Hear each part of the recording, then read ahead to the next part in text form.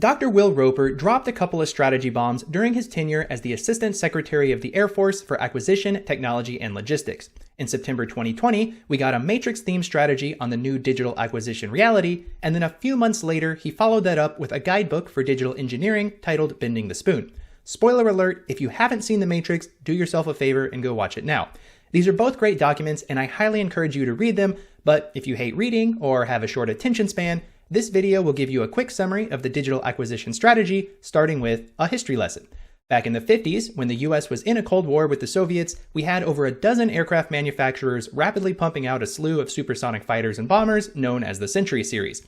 Fast forward to today, and the US still has eyes towards Russia as well as China, but those dozens of manufacturers from before have merged into a handful of megaprimes, and it takes us decades to bring a new aircraft into service. That's not fast enough, and if we don't accelerate change, we're gonna lose. This strategy describes the digital trinity of digital engineering and management, agile software, and open architectures that can transform how the US military develops and acquires systems. That first leg of the trinity, digital engineering, is possible because modern engineering software can render components and simulate processes with such high fidelity that those models can serve as a substitute for the real system. There is no spoon. There is no spoon? One key concept is the digital twin, which is a one-to-one digital model of a real-world system that's tied to its physical counterpart through a data feedback loop. We can use the digital twin to simulate the impact of proposed changes before modifying the physical asset. The twin also gives us context to interpret performance data coming from the real world to verify that our asset is maintained and functioning correctly. Now, models can be created with different levels of fidelity, and building higher fidelity models usually requires more work, which begs the question, how good does the model need to be? It may not be necessary or even feasible to model every detail of every little part of every system and subsystem. For a digital model to be considered the authoritative virtualization of a system, it needs to render inputs to the model, along with the operational environment and internal functions of the system, to produce outputs that can be certified as predictive. If we can trust our model to accurately predict how our system will behave, within acceptable levels of statistical variance and uncertainty, we can use it to replace time-consuming real-world activities. For things we cannot yet predictively model, we rely on good old-fashioned test to provide real-world data to verify designs and improve our modeling capabilities. In addition to digital twins, another key concept is the digital thread, which is an extensible framework to connect all these models with their associated data, including requirements, designs, software, performance, production, and usage information, and so on. This provides one-to-one real-world traceability of that data across the product's lifecycle from creation to removal.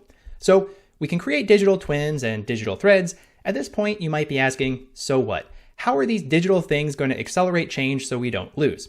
Well, consider how systems have been traditionally engineered. You start with a design, build a prototype, and then test it. The results of that test may lead you to change your design, in which case you rebuild or modify the system, test it again, and the cycle continues. Digital engineering changes that paradigm by modeling and analyzing designs virtually. That shortens the feedback loop and allows us to quickly and cheaply evaluate countless more design variations than we could in the traditional approach. Once we've found our perfect design, we ideally only need to build it once. The classic Packard principle of fly before you buy is replaced with a new digital acquisition principle to create before you aviate. This may sound like science fiction, but it's already happening today. The new T-7A Red Hawk trainer was designed and built in just 36 months through digital engineering, earning it the honor of being the first aircraft to add the new E-Series designator to the front of its name, much to the ire of electronic warfare crews everywhere who claimed an E prefix decades ago. The new E-Series designator is an honorific to recognize programs that truly embrace these new digital engineering practices. Other new programs that have earned this honor include the GBSD missile program, which has embraced model-based system engineering from the get-go, and the NGAD Next Generation Fighter program, which has already digitally engineered and flown a real-world, full-scale flight demonstrator. But E-Series is not just limited to new programs. The B-52 Commercial Engine Replacement Program and A-10 Rewing Program have also met the E-Series criteria by applying these new methods to legacy systems. Moving forward, you can expect all new programs to embrace and utilize these modern digital engineering tools. Now let's look at another leg of the digital trinity, open system architecture, which will help prevent the vendor lock situations that have plagued the DoD for years. When a defense contractor has proprietary ownership of a system design, that gives them the power to control pricing, which can make modernizing the system later incredibly expensive because the DoD is trapped into using that one contractor. I must get out of here. I must get free. Instead, the DoD should own the entire reference architecture with open, well-defined interfaces between modular, interoperable components. Now, multiple contractors can bid to design and produce each component, creating a competitive ecosystem that drives innovation by pushing contractors to find more efficient and cost-effective development approaches. Owning all of the data needed to support a system's lifecycle has traditionally been known as owning the tech baseline. But in this modern world of digital engineering, that's replaced with a new principle to own the tech stack and share the tech stack, as well as furnish it. If you're scratching your head thinking, what's a tech stack? In short, it's all the data, models, software, and infrastructure to digitally create and optimize a system across its lifespan. It's effectively the matrix in which your digitally engineered system lives. So, why would you want to own the tech stack? Well, if the government wants to maintain ownership of the authoritative models and data for a system, it needs to manage how and where those exist. Industry partners can and should have their own tech stacks for internal work, but the data and models they develop will ultimately need to connect back into the authoritative government-owned stack. This may seem like a no-brainer, but our government has a history of outsourcing its IT procurement and management, which of course goes to the lowest price technically acceptable bidder, and that's caused a lot of problems over the years.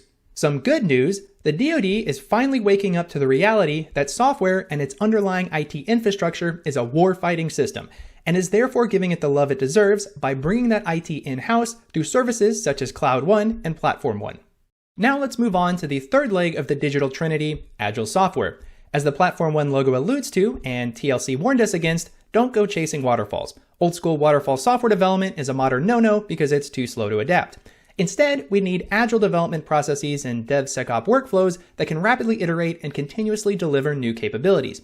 These modern tools give software the flexibility it needs to quickly adapt and meet the ever-changing needs of the world today. But creating software is only half the battle. You can write the greatest program in the world, but if you can't get it to where it needs to be, it doesn't do any good. That brings us to a third principle for digital acquisitions: warp from the tech stack to the edge effortlessly. New software needs to seamlessly transition from development to the weapon system where it will be used for operations at the speed of need. Can you fly that thing? Not yet. Tank, I need a pilot program for a B-212 helicopter. Let's go. That's easier said than done because the computers used to develop software are typically not the same as the computers on an aircraft. Just because the code works in one environment does not guarantee it'll work the same in another. Fortunately, there's hope through the modern miracle of containerized software. A container holds everything a program needs to run, including the application itself, plus all its dependencies, configuration files, and so on. Those are bundled together into a package that abstracts away the environment in which the container is being run. If your container works in your development environment, you can be confident it will work the same in operations. The days of, well, it worked on my computer, are finally over. The Air Force demonstrated the power of containerized software in October 2020 when it pushed a code update to an in-flight U-2 running the Kubernetes container management system. Keep in mind, the U-2 was produced in 1989, so this proves you can teach an old plane new tricks. So now we've learned about the three parts of the digital trinity: digital engineering and management, agile software, and open architectures. And we've learned three principles of digital acquisition to support them: own, share, and furnish the tech stack, warp from tech stack to edge effortlessly, and e-create before you aviate. Now, modern technology alone is not enough to take us back to the Century Series-like glory days of pumping out a new aircraft every couple years. Keep in mind, this is a digital acquisition strategy. In addition to applying new digital technologies to improve how we design new systems, we also need to change the model for how we acquire them, to break the cycle of investing exorbitant amounts of money into mega programs that will then be stuck maintaining for decades. Let's look at how we got into our current mess. It's understandable that as the technical complexity of aircraft has increased over the years, the cost to develop new aircraft has also gone up. Defense contractors are in business to make a profit, and there are a couple strategies they can take to recoup their development costs and achieve that goal. To help explain those strategies, let's relate them to the options you face when purchasing a new smartphone. You can pay full price to buy the phone outright, or you can pay a lower subsidized price by committing to a long-term multi-year contract. The DoD has historically taken the latter approach. When a new aircraft comes around, we commit to buying large quantities to bring down the price per plane. That in turn commits us to using and maintaining those aircraft for decades to justify the investment, and those sustainment costs are what really add up. Instead, the digital acquisition strategy advocates for acquiring new aircraft in smaller lots more frequently and shortening their intended lifespans. The initial cost per plane might be higher, but the reduced sustainment costs will actually be cheaper in the long run. Plus, The more frequent pace of acquiring new aircraft makes it easier to keep up with the advances in technology and changes in military requirements. Going back to the cell phone example, if you committed to purchasing a whole bunch of Nokia candy bars in 2000 to get a good deal, today you'd be stuck paying ridiculous prices to buy replacement batteries from questionable sources on eBay to keep those 20-year-old phones running. It would have been better to pay more per phone by staggering your purchases and upgrading to the latest technology every few years. This is admittedly a high-level qualitative explanation. If you're the type of person who counts on data, then check out the end of the acquisition strategy, which walks through these acquisition scenarios with example numbers to build its case. In fact, just go read the documents. Personally, I think they're well written and different than any other bureaucratic, Pentagonese-laden DoD strategy I've encountered. They're written in plain English, and reading them is taking a journey with Dr. Roper, chock full of Matrix quotes and references.